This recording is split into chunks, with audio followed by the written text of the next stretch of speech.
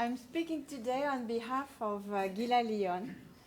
She asked me to present this project, and on behalf of Igor Zaykin, please stand up. So, for me, it's the star of this symposium. It's this project that I would like to tell you about. 1 year ago, I was invited to a congress of a meeting of clinical pharmacists, and I met Gila. And Gila told me, you know, you have presented the tools that you want to implement about anticoagulants, antithrombotics, and I would like to do that in my hospital. And she said that, and she did it the day after, meaning that she went to the director of the hospital. She's the deputy deputy director of the pharmacy. So she went to her boss. She has she has knocked at all the doors, and she has gathered the multidisciplinary team. And she has started, and she has worked like a hell, and really it was a great pleasure to work with Gila. And when Igor was starting working with us, sent by Mati Barkovic to do his thesis, and mentored by Professor Ilan Matok, so it was really like our great project. So I would like to tell you what was the process of this story. First of all, so Gila and Igor, I was mentoring the whole, and I can tell you, when you find somebody like Gila, you make yourself available 24 hours a day. So how many times have we been in a teleconference working on the ISMP, on all the tools together at 10 o'clock, 11 o'clock after that she has taken care of her kids. And also with Igor, by the way. So advisor was Mati Berkovic, Ophir Lavon. He was really helping us to know how to deal with that. Amichai Perlman help us for the translation, and Vardit Calamaro. And of course, we had the multidisciplinary team.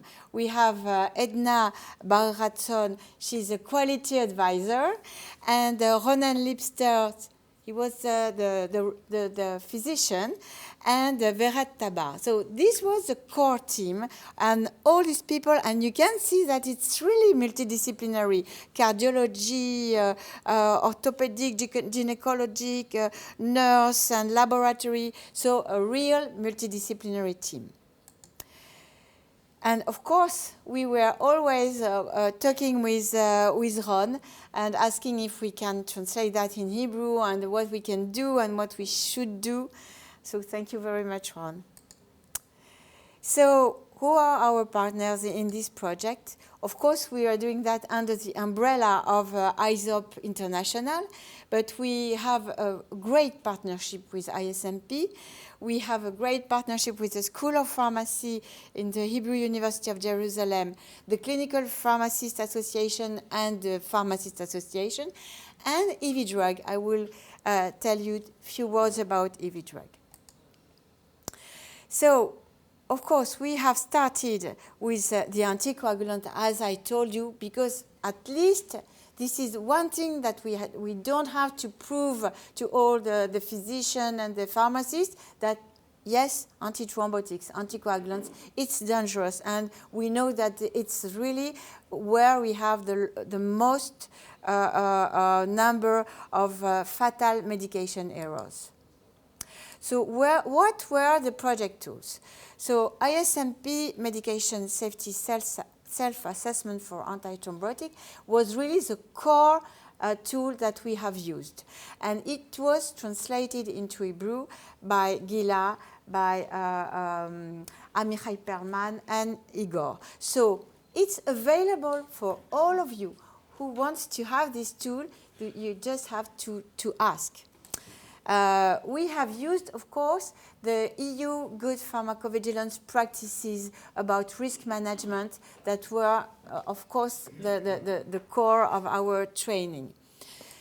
We have used the Chameleon. Chameleon is the IT system where all the medical records, electronic medical records are in this Chameleon. And Gila, after hearing Ophir Lavon, she has introduced a very special setting so that to have more adverse reaction reporting. We have two other tools.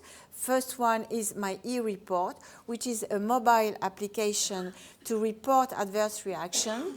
And we have meant in this project, we have meant to use My e-report especially for the patients, even if it can be used by anyone.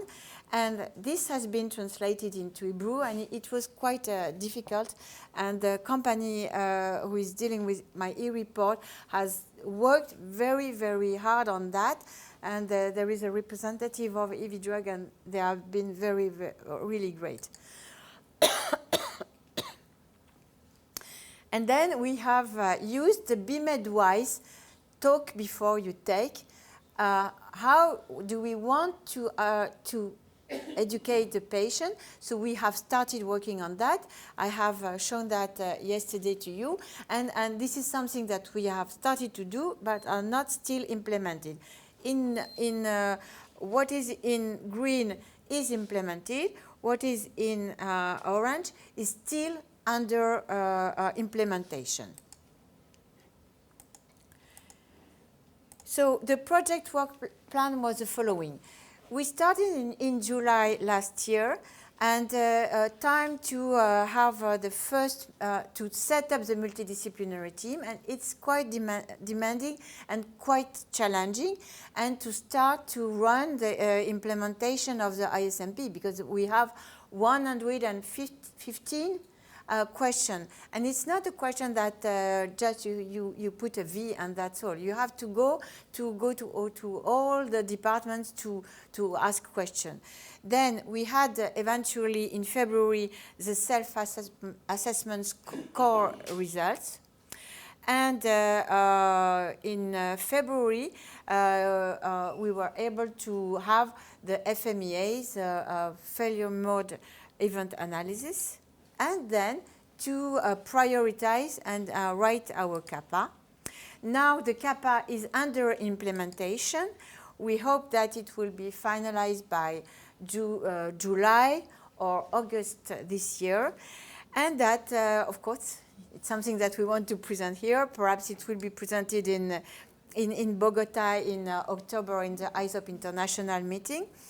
And we want to implement fully My e-report and the patient education. And when we will have finalized the whole CAPA implementation, we will run again the ISMP score to know what has been implemented and what has been improved. So what are the results? And I can say that here, I have to say chapeau to Mayana Yoshua, because it's not obvious to show the results in public, and they are ready for that. And you know, you are never very happy to show your weaknesses. It's something that you want to hide, but it's a lot of courage to do that. So really, this is a result. First of all, to set up the multidisciplinary team, you will have really to give some time and to know that you will always have a core team. And this team will have to go and to ask the question to the expert. So this takes time, and if you are happy enough to have someone like Igor to help you and to have this going on, it will be good. Then we have the score. This is the score about the 8 key the 8 key elements, and you see that there are things where that they are strong, and there are other topics where there is room for improvement. Let's see. We start with good news. So the good news is that patient information it's quite good. Communication of orders and communication, not so bad. Drug storage and stock standardization, because it's in GILA hands. Of course, it's the best one, and I can tell you that it was not biased. So what does it mean? We can split this information that in the characteristic 1, we have all the prescribing, dispensing, administering, monitoring. Do we have the information from about the patient to do that? Most of the time. And then to monitor and to follow up, to change, to adapt the treatment, not so bad. But you still know that, you still see that we must improve also on that. Then we have the storage. On that, it's about concentration. If we have a standardization, exactly as you said, Ron, that we have a standardization in the way that of the dosage, of the concentration, the administration times. So it's something which is well organized, but still to be improved. And then we have the drug communication of drug order. Also on this point, we have some methods for communicating orders and that are standardized and automatized. But of course, when I give you this number, we know that this number is a lot of questions. So if we split again and we drill into this characteristic, we know that 50% that are not so good, this is where we have to improve. So where we have more to improve, drug information. In the this characteristic, it's meant to have the information, the essential information for prescribing, dispensing, administering, and monitoring. Meaning that this information is not enough available, really not enough, because 12% is very low. And for this one, 25% is how to manage adverse reaction. When we are speaking about anticoagulants, antithrombotics, it's really very, very disturbing when we don't know how to manage adverse reaction. Medication device, we use a lot of device with anticoagulants. We know that there is a lot of human error that could be due to the fact that we don't know how to use this device. And there are some devices that are in the department and that are not used at all or not used correctly, and this is something which has already started to be corrected. And then we have the competency and staff education. The practitioners must receive training on the protocols and the policies for antithrombotics. Problem that we don't have enough protocols, meaning that it's why we have such a low score. And they have also to undergo a baseline competency evaluation. I'm sure that nobody likes this one, and I'm sure of that, and also I will not like this one, but we need to have this culture of saying, okay, I have to evaluate my competency, and it's always good to have somebody else. And you know, when you're coming, I'm coming from the world of pharmacovigilance. So we are very used to auditing and inspection. And there are part of people in audit and inspection that are very afraid. I've always told my colleagues, audit and inspection, it's a wonderful way to improve the way you are working. It's a outside view, and you have to take this as a possibility for improvement. Patient education, how much patient knows about their own product they are receiving, it's very low, and also how to avoid the errors. And of course, like you said, the transition of care coming from hospital going to community, this is where a lot of things are happening. And this is also where we have to take care of the coupot relief, of the HMO reimbursement. And Ophir has made a lot of things about that. And he will tell you about that. He will tell you. There we have a very bad results about the possibility to detect and to report errors. Because, of course, it's so difficult to say, yes, I know that I have made error, and I don't want to have to have a shame. And we don't have interdisciplinary teams to analyze errors, and meaning that we will have to redesign the whole system to improve it, and there it's very low, let's say very, very low. And I think that I'm sure that this is the weakest point for most of the hospital. I don't know if you agree with me, but this is certainly a very difficult point to set up. And then we have a better result when we have to look at the double check to avoid errors and to detect and correct serious errors before they reach the patients.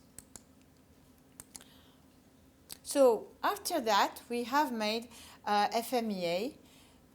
They have made FMEA. I was just reading and asking them, but you know, I'm feeling so much part of this. So even if you don't read Hebrew, you can understand that red it's urgent and it's serious. And so they have classified all the action that they have to take according to the severity and the impact on the patient and the priority. And then they were able to set up the CAPA. So the CAPA main action was to write protocols, to train healthcare professionals, to correct the use of these devices, educate patients, modify the chameleon so that it will be more efficient, and to have the medication reconciliation. I would like to tell you a story. A young woman, not so young, let's say, 36 years old. She was in hospital and she delivered a baby with a cesarean section in emergency. She had a placenta previa. She lost 1.5 liter of blood. And then after a few days, she was given Clexane. And then she went outside of the hospital, and it happens that one of the parents of this lady was a doctor. And the doctor checked, so you are under anticoagulant? And she said, no, I have received only once. So the doctor checks that there is factor 1 more than 36, factor 2 cesarean section, factor 3 placenta previa, and factor 4 that it was a 6th child, 4 risk of thromboembolism. So this parent of this lady called the hospital and during 1 hour, 2 hours, she didn't reach the hospital. She went to a friend that the friend is a doctor, that she made an order of Clexane, and then at 11 in the evening she went to this lady to give her 10 days of anticoagulants. It has happened last week. It was my daughter-in-law, and I was the one to call the hospital, and I was the one to go to the pharmacy to buy the Clexane. And why do I say that to you? Because without a protocol, this lady cannot go out of the hospital without his prescription of anticoagulants. So this is why we need to have protocols, and that they will be electronically available, population-specific, disease-specific for pregnant women. What are the risk factors?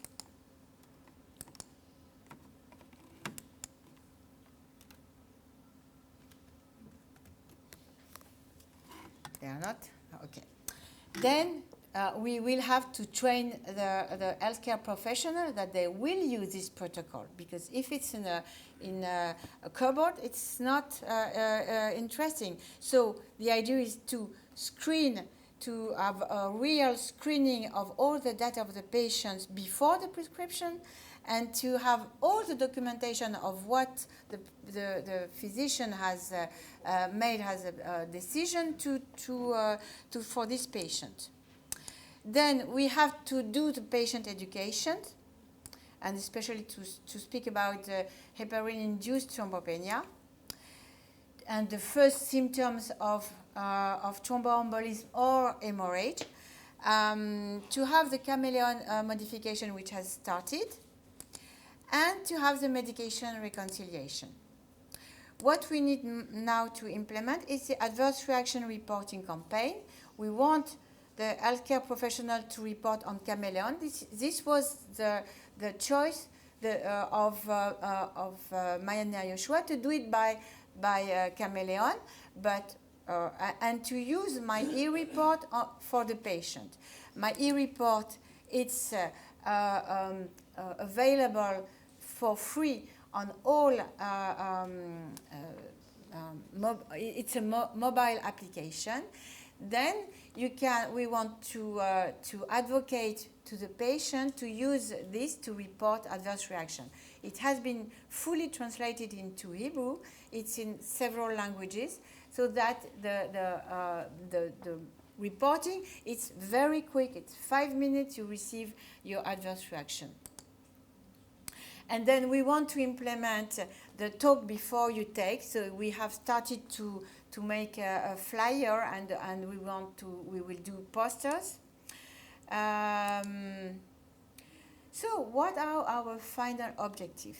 We want to build sustainability, meaning that what we do hope that this was a great experience. At the beginning, Gila was very alone to do that, but now I know that it is the pride of the whole hospital. The marketing was very proud. The director, all the people in the hospital was very proud of that. And if we are able to keep this multidisciplinarity with a very strong safety culture, it means that next year, when we will have finished with antithrombotic, we will have another class of product where we can use this ISMP. So we think that Maya Yoshua is a real example as a pilot center, and not only for Israel, but also for abroad, because people from ISOP International told me, if you succeed in that, it will be an example for many other countries. זה ממש אור לגויים. And that we can start with another high-risk therapeutic. So we want to build in each hospital, to build this culture of safety. So you want to receive the ISMP self-assessment in Hebrew. You ask Gila. You want to implement this strategy, you ask ISOP Israel. Gila is in ISOP Israel. Igor is in ISOP Israel. Ophir is in ISOP Israel. There are 3 of them. They have worked on this project, so they can help you to implement that in your hospital. And we are a team here with Ayala, Pascal, and Ash, working hard to really advocate. Thank you very much. Questions?